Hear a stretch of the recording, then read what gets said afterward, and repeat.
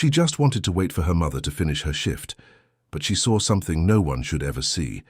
Two men exchanging a mysterious briefcase in the dark changed everything. She looks at the company president and says, "I saw them exchange your briefcase." 2 minutes later, what the millionaire discovers is shocking. The fluorescent lights hummed overhead as 8-year-old Emma Carter pressed herself against the cold marble wall of the 42nd floor corridor in the towering Manhattan skyscraper that housed Meridian Financial Corporation. Her blonde pigtails bounced slightly as she shifted nervously, waiting for her mother to finish the evening cleaning shift. The building felt different at night, with its empty hallways and echoing footsteps that seemed to multiply in the darkness. Emma had been told to stay in the small break room near the janitor's closet, but curiosity had gotten the better of her. She wandered down the executive corridor, mesmerized by the impressive oil paintings and gleaming trophy cases that lined the walls. The artwork depicted scenes of American prosperity and achievement, from the founding fathers to modern business leaders who had shaped the nation's economic landscape. Each portrait seemed to watch her with stern, disapproving eyes as she ventured further from where her mother had left her. The marble floors reflected the emergency lighting, creating an almost ethereal atmosphere that both fascinated and frightened the young girl. She traced her small fingers along the mahogany-paneled walls, feeling the smooth texture of the expensive wood that spoke of power and success. This was a world far removed from the modest apartment she shared with her mother in Queens, where every dollar was carefully counted and every expense meticulously planned. That's when she heard the voices approaching from around the corner, their hushed tones carrying an urgency that made her heart race. 2 men in expensive tailored suits walked briskly down the hallway, their polished Italian leather shoes clicking against the marble floor with measured precision. Emma quickly ducked behind a large decorative plant, a magnificent jade tree in an ornate ceramic planter that provided perfect cover for someone her size. The taller man, with silver hair perfectly styled and wire-rimmed glasses that caught the light, carried a black leather briefcase that he gripped tightly with both hands. His knuckles were white from the pressure, and Emma could see small beads of perspiration on his forehead, despite the building's comfortable temperature. This man moved with the confidence of someone accustomed to boardrooms and important decisions, yet tonight something was clearly disturbing his usual composure. "Are you absolutely certain about these numbers, Richardson?" the silver-haired man whispered, his voice carrying a tremor of anxiety that seemed to echo through the empty corridor. "If this information gets out before we can properly position ourselves, everything we've worked for will be destroyed. 20 years of careful planning will disappear overnight, and we'll both be finished in this industry." The second man, younger with dark hair slicked back with expensive Pumishi, nodded curtly while adjusting his silk tie with nervous fingers. "Marcus, you need to trust me on this. The quarterly projections are exactly what we need them to be. I've spent months ensuring that every detail appears legitimate. The board will never see it coming, and by the time they realize what's happening, we'll have already secured our positions with Pinnacle Industries." Emma watched with wide, innocent eyes as Richardson reached into his tailored jacket with trembling hands and produced an identical briefcase. The leather was the same rich ebony color, with identical gold clasps and monogrammed initials that gleamed under the corridor's subdued lighting. The 2 men quickly exchanged the cases, and she noticed how their hands shook slightly during the transfer, like leaves trembling in an autumn breeze. There was something about their behavior that made her stomach twist with unease, a feeling she had learned to trust from her mother's teachings about reading people's intentions. These weren't the confident, reassuring executives she had seen during the day when she occasionally visited the building with her mother during school holidays. Those men had smiled warmly, spoken with easy confidence, and carried themselves with the natural authority of people who had nothing to hide.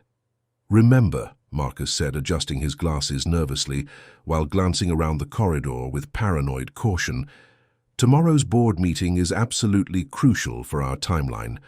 President Morrison has been asking far too many questions about the international contracts, particularly the ones involving our European partners. We need to ensure he stays focused on the fabricated projections rather than digging deeper into the actual financial statements." Richardson nodded grimly, tucking the new briefcase under his arm like a precious secret. "Don't worry about Morrison. He trusts us implicitly after all these years of working together. He has no reason to suspect that the numbers have been carefully adjusted to serve our purposes. Besides, his reputation for integrity makes him predictable in his responses. He'll want to believe that everything is legitimate because that's how his mind works." Emma's young mind couldn't fully comprehend the complexity of what she was witnessing, but she understood enough to know that something wasn't right. Her mother, Sarah Carter, had always taught her to trust the executives at Meridian Financial. They were the good people who provided jobs and opportunities for families like theirs, the pillars of American enterprise who created prosperity for everyone. But the nervous energy radiating from these two men contradicted everything she had been told about the trustworthy nature of corporate leadership. As the men prepared to part ways, Marcus grabbed Richardson's arm with sudden intensity, his fingers digging into the expensive fabric of his colleague's suit jacket. "What about the security cameras in this corridor? Someone could review the footage tomorrow and see us meeting here at this unusual hour. The timestamps alone would raise questions that we can't afford to answer." Richardson's smile turned cold and calculating, revealing a side of his personality that would have chilled anyone who knew him only through his public persona. "I've already spoken to Tony Rodriguez in the security department. He owes me a significant favor from last year's incident with his immigration paperwork. The cameras will mysteriously malfunction for exactly 1 hour tonight, from 9:30 to 10:30. No one will ever know we were here, and there will be no electronic trail to follow." Emma pressed herself further into the shadows behind the jade plant as the men walked away in opposite directions, their footsteps fading into the distance like whispers disappearing into the night. She remained hidden for several more minutes, her heart pounding so loudly that she was certain someone would hear it echoing through the empty corridor. The weight of the secret felt overwhelming for someone so young, but fear kept her frozen in place like a statue carved from pure anxiety. Unknown to Emma, high above in the security control room on the 47th floor, Tony Rodriguez was indeed tampering with the surveillance system exactly as promised. His fingers moved quickly across the computer keyboard, deleting the digital files that contained the evening's footage from the executive corridor. Sweat beaded on his forehead as he worked, knowing that what he was doing could cost him not only his job, but potentially his legal status in the country that had become his family's home. Tony's hands shook as he navigated through the complex security system, erasing timestamps and creating gaps in the recording schedule that would appear to be routine technical malfunctions. He had worked hard to build a life in America after immigrating from El Salvador 15 years earlier, and the thought of losing everything because of one compromising favor made his stomach churn with regret. But Richardson had helped him when no one else would, and in Tony's culture such debts were sacred obligations that could never be ignored. But Tony wasn't the only one monitoring the security systems that night. 3 floors below, in a smaller surveillance station that most employees didn't even know existed, David Chen sat reviewing footage from multiple cameras throughout the building. David had worked security at Meridian for 15 years, starting as a night watchman and gradually working his way up to senior security analyst through dedication, keen observation skills, and an almost supernatural ability to detect irregularities in human behavior. David's parents had immigrated to America from Taiwan when he was just 5 years old, instilling in him a deep respect for hard work, attention to detail, and unwavering integrity. His father had been a police officer in Taipei, and David had inherited both his analytical mind and his instinctive distrust of behavior that didn't match established patterns. Something about Tony's recent actions had been troubling David for weeks, subtle changes in routine that suggested hidden pressures or conflicted loyalties. As Tony deleted the files from the main server, believing his actions were unobserved, David quickly copied them to a separate storage device he kept hidden in his desk drawer. The device was a small external hard drive that he had purchased with his own money, a precaution born from years of experience dealing with corporate politics and the understanding that evidence had a way of disappearing when powerful people felt threatened. David wasn't sure what he was preserving or why he felt compelled to do so, but his instincts told him that these recordings might prove important later. He had learned long ago to trust his gut feelings, even when he couldn't immediately explain their origins or justify their logical foundation. His father had taught him that good security work was 90% observation and 10% intuition, and tonight his intuition was screaming warnings that he couldn't ignore. Meanwhile, Emma finally gathered the courage to leave her hiding spot and return to the break room where her mother expected to find her. She moved carefully through the corridors, her small sneakers making barely any sound on the plush carpeting as she navigated back toward the service areas of the building. Every shadow seemed to hide potential dangers, and every sound made her jump with nervous energy. Sarah Carter was a hard-working woman in her 30s who had been struggling to provide for Emma ever since her husband died in a construction accident 2 years earlier. The night cleaning job at Meridian Financial was one of 3 part-time positions Sarah juggled to keep them financially afloat, working days at a local diner and weekends at a laundromat to ensure that Emma had everything she needed for school and a stable home life. When Sarah finished her shift and came to collect Emma from the break room, she immediately noticed her daughter's unusually quiet demeanor. Emma was normally chatty and curious after spending time in the impressive office building, asking questions about the important work that happened in the gleaming conference rooms and corner offices. Tonight, however, she sat silently in the plastic chair, her coloring book forgotten and her usual sparkle dimmed by worry. "Everything okay, sweetheart?" Sarah asked gently, kneeling down to Emma's eye level with the patient concern that had characterized her approach to motherhood since becoming a single parent. "You look like you've seen a ghost wandering around these halls." Emma wanted desperately to tell her mother about what she had witnessed, but fear held her back like an invisible chain wrapped around her voice. What if she had misunderstood what was happening? What if reporting it somehow caused trouble for her mother's job? The family couldn't afford to lose this income, and Emma was mature enough to understand the precarious nature of their financial situation. She had overheard enough conversations about unpaid bills and difficult choices to know that her mother's 3 jobs were barely enough to keep them in their small apartment. "I'm just tired, Mom," Emma replied softly, taking her mother's work-roughened hand as they walked toward the elevator.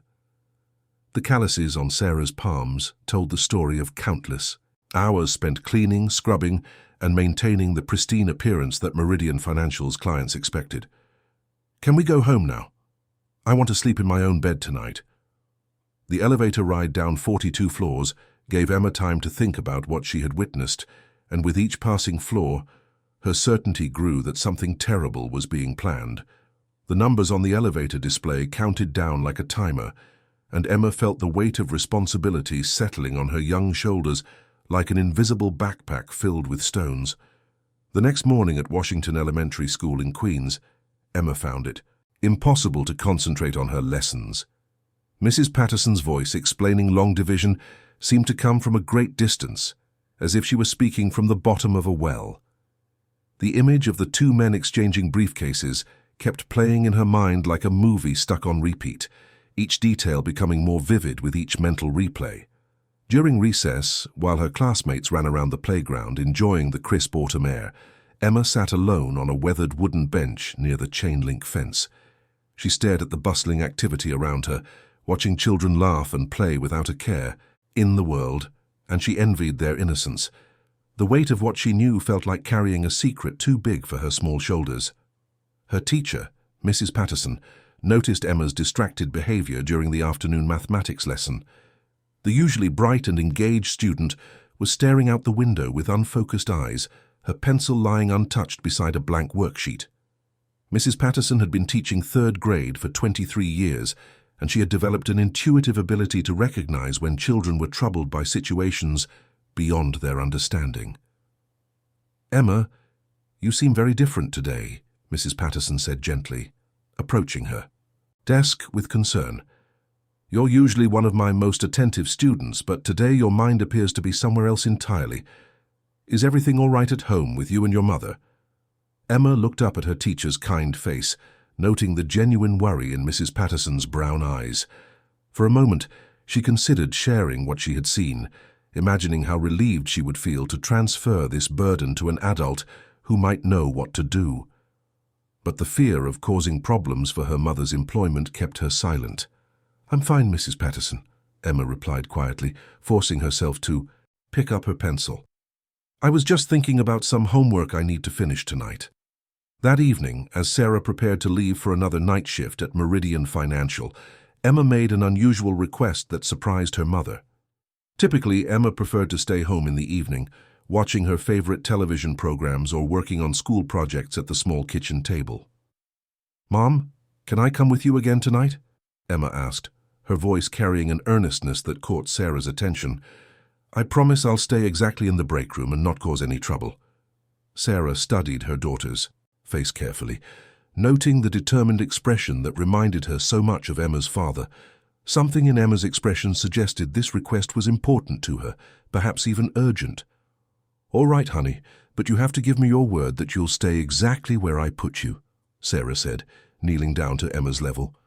"Some of the executives work late into the evening, and I don't want you accidentally disturbing anyone." Emma nodded eagerly, though her real motivation had nothing to do with spending time with her mother. Something deep inside her felt compelled to return to that building, as if the universe was pulling her back toward an unfinished destiny. As they entered the Meridian Financial Building that evening, Emma's heart began racing with anticipation and anxiety. The same security guard, James, waved them through the checkpoint with his usual smile and a piece of butterscotch candy for Emma. Sarah settled Emma in the break room on the 38th floor with a book about American history, some coloring supplies, and a small bag of crackers. "I'll be working on floors 40 through 45 tonight, sweetheart. I should be finished in about 3 hours. Remember what you promised me about staying." "Right here." Emma waited patiently until she heard the elevator doors close and her mother's footsteps fade away. Then, driven by an inexplicable urge to understand what she had witnessed the night before, she quietly slipped out of the break room and made her way toward the executive offices. As she approached the presidential suite on the 45th floor, Emma heard voices coming from behind the heavy oak doors of the main conference room. The voices belonged to the same 2 men she had observed the previous evening. But now they were speaking with someone else whose voice carried authority and gravitas. Emma crept closer to the conference room doors, her small frame allowing her to slip unnoticed through the shadows. Through the crack beneath the door, she could see 3 figures silhouetted against the warm glow of the room's crystal chandelier. The voice of authority belonged to President James Morrison, a distinguished man whose reputation for integrity had made Meridian Financial one of the most trusted investment firms on Wall Street. "Gentlemen, I need absolute transparency regarding these international contract projections," Morrison said, his voice carrying the weight of someone accustomed to making decisions affecting thousands of employees.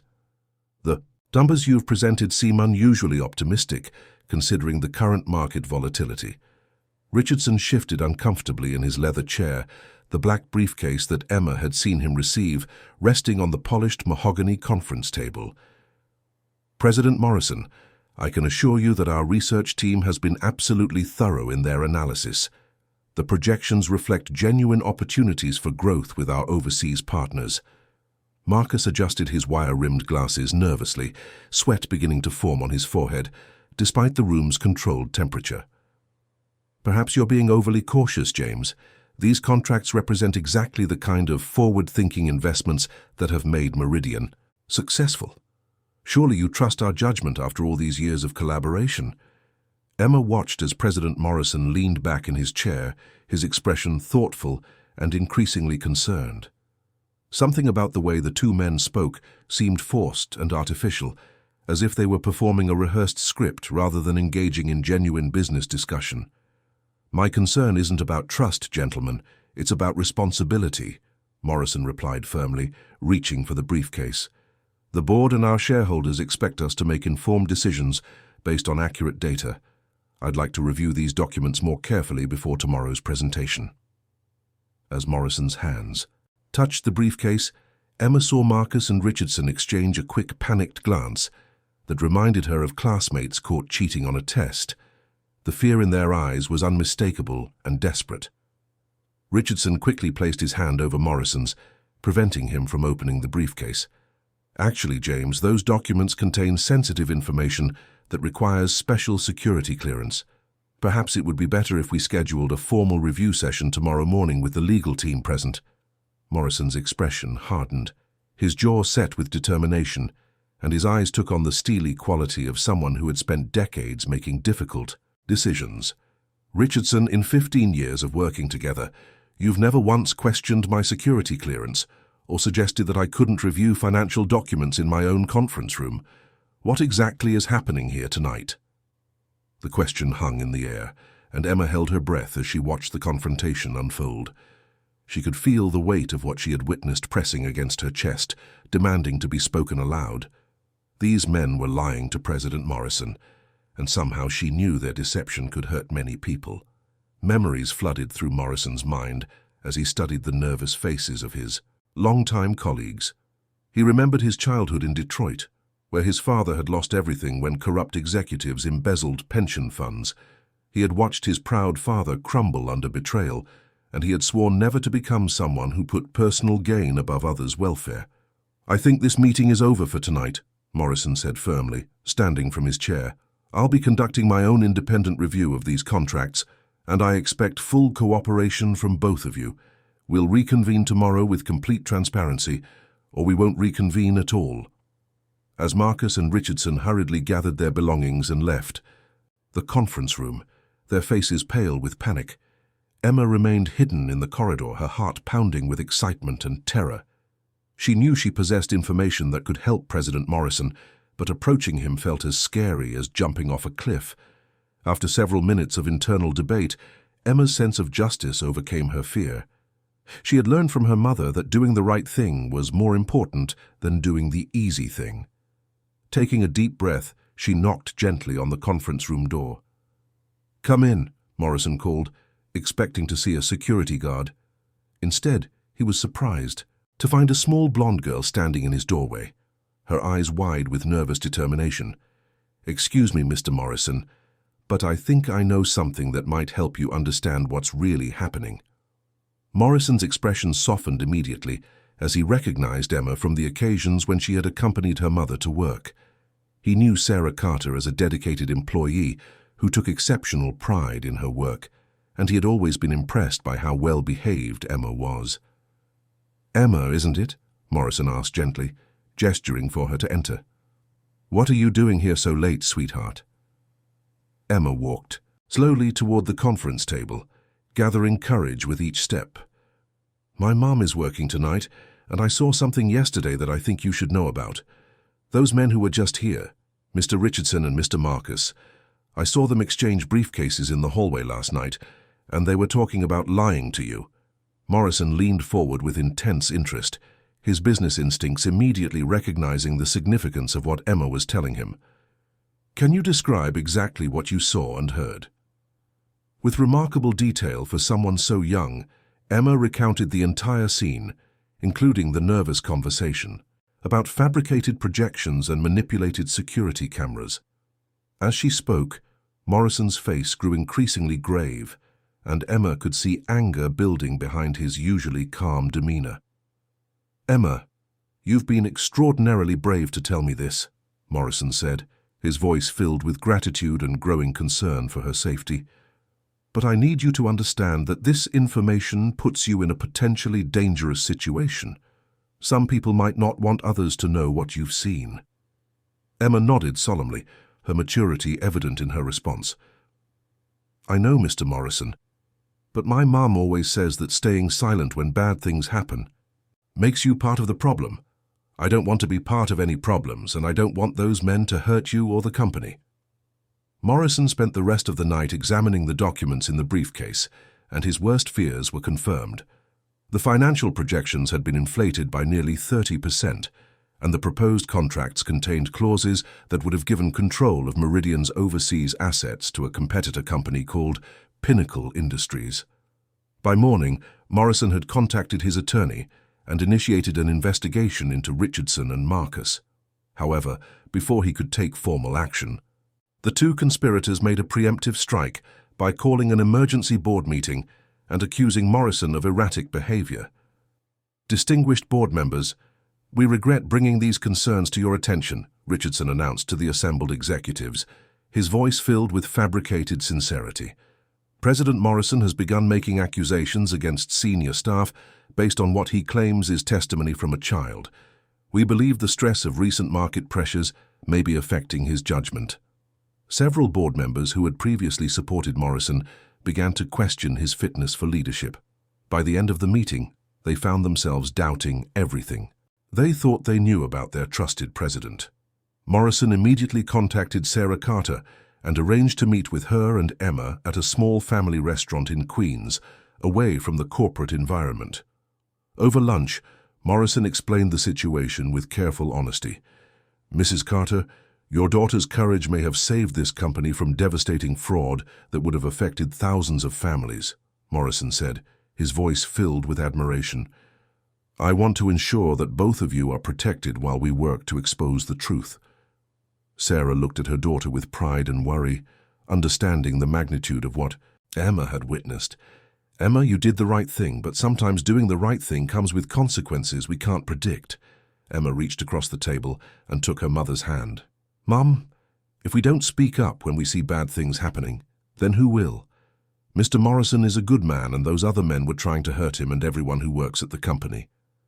Over the following weeks, Morrison worked with federal investigators to build a case against the conspirators. David Chen, the security guard who had preserved the surveillance footage, came forward with crucial evidence that corroborated Emma's testimony. The investigation revealed that Richardson was the son-in-law of a board member, explaining his protection from scrutiny. The climax came during a dramatic board meeting where Morrison presented his evidence, including the security footage and fraudulent financial documents. "Members of the board, the evidence is clear and undeniable," Morrison declared. "Richardson and Marcus attempted to manipulate our company's financial future for personal gain. Their actions could have resulted in bankruptcy and the loss of thousands of jobs." The conspirators' lies crumbled under documented proof. Within hours, both men were terminated and referred to federal prosecutors. Morrison offered Sarah a promotion to the compliance department and established an educational scholarship fund for Emma. Years passed, and their bond deepened into genuine friendship built on shared values. When Emma graduated from law school 15 years later, she returned to the same skyscraper as the company's new compliance attorney. "Emma, I've watched you grow into an extraordinary young woman," Morrison said. "Your courage as a child taught me that integrity isn't about age or position. It's about character." Emma smiled, remembering the frightened little girl who had once hidden behind a plant. In her new role, she established programs to protect whistleblowers and created mentorship opportunities for children from working-class families. The story of Emma Carter became a legend within Meridian Financial, inspiring employees to prioritize ethics over convenience. Her transformation proved that heroism is simply about speaking truth when silence would be easier.